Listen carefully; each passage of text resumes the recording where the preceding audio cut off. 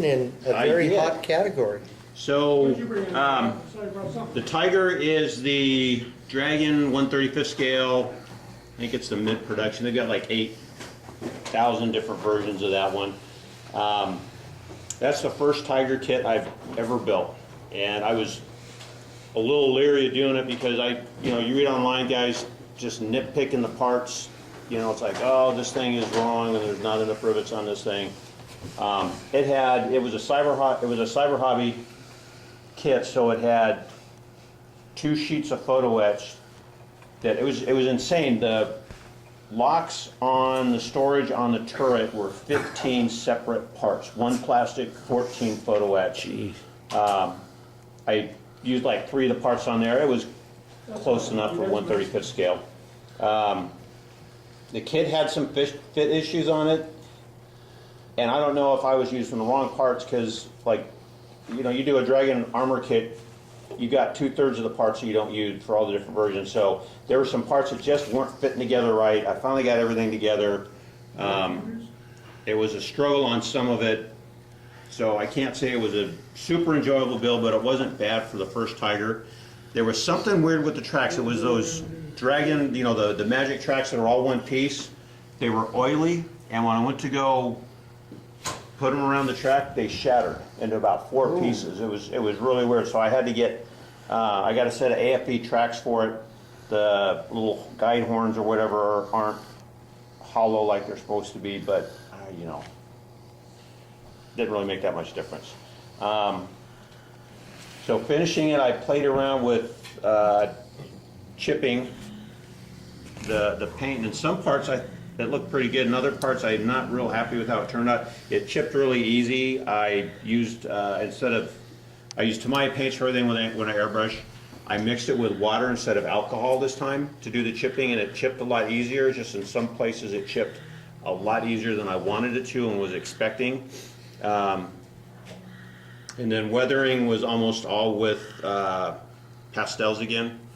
So I played around with that. It was just more playing around with the weathering on it. I'm pretty happy with how the tank turned out overall. The 3 figures are from Tamiya's most recent Panzer Crewman. The last time we got together at Rod's house, it was, maybe a week before George went in the hospital. George was there. He pointed out that the piping on the uniform is supposed to be pink, not red.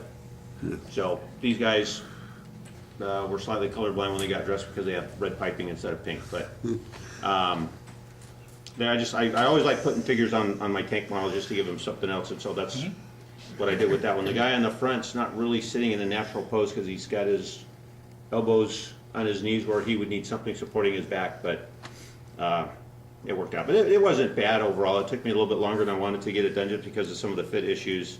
But like I said, I think that was more my fault, maybe getting the wrong parts. Because what really drove me nuts about that one was some of the steps, you were using parts off of like 6 different trees to build one small sub-assembly, and that just drives me nuts. And I hate that Dragon does that.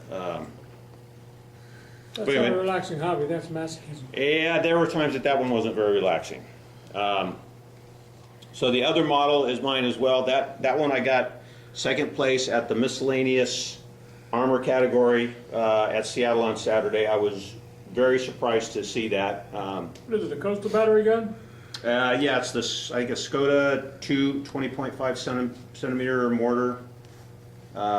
It's the main kit. No, Takom 1/35 scale. That thing was a lot of fun to put together. I've never built a gun like that before. Doesn't have a lot of parts. Fit was perfect on everything. I had it 99% built in 6 hours on a Saturday, and then finishing it took probably twice as long just because I was taking my time with it. It was a lot of fun to put together. It's just really, if you're looking for something that's an enjoyable weekend build, this would be the way to go. It was really a lot of fun to put together. Not a lot of parts, a lot of nice detail on it. The weathering is, so it's just Tamiya German gray. I primed it in black and then did most of the airbrushing of the gray from on tops to create a little more shadows on the sides because it's got some pretty heavy detail on the sides for the framing. And then I just used a couple of lighter coats of gray dusting it on the top. And then the rest of the weathering is either with some very thinned out browns and a lot of pastel chalk for the weathering. And then the figure is a Warriors figure that's supposed to go with a self-propelled gun. But he was in a really good position with his knees bent the right way to sit on it. I just had to reposition his arm from sticking out straight to putting it down, just to get a figure on there. Figure went together really well. The detail on it was pretty good. I think in total on that one, maybe 20 hours of work, and like I said, most of that was just on the painting and the finishing, because it went together really well. So I took it up to the show in Seattle, and I was very pleasantly surprised. I didn't go look at it while I was out on the table, because I just did it just for a whim.